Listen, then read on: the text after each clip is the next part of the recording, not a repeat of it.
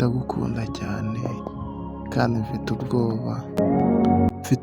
bw'uko ndi kwiyumva nk'uko nta kindi gihe nigeze niyumva nk'uko ndi kwiyumva ubu.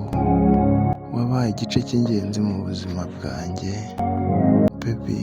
kuba ndi kure si impamvu yatuma ntaguhangayikira, gusa nkuzi nk'umunyembaraga rukundo rwanjye, iteka mpora ngutekereza, iyo mbyutse mu gitondo ni wowe mba ntekereza, uri impamvu yo guseka kwanjye baby, wasubije amarangamutima yanjye ku murongo, undimo wese ndagukunda,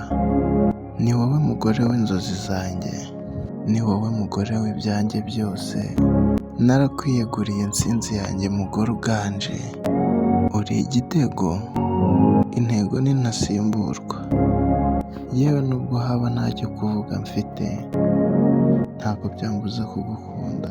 ntabwo ari uko ntazi kuvuga utugambo tunogeye amatwi, ahubwo icyo mba nirinda baby ni ukukubesha no kukwizeza ibitangaza rukundo, ndagukunda, I love you.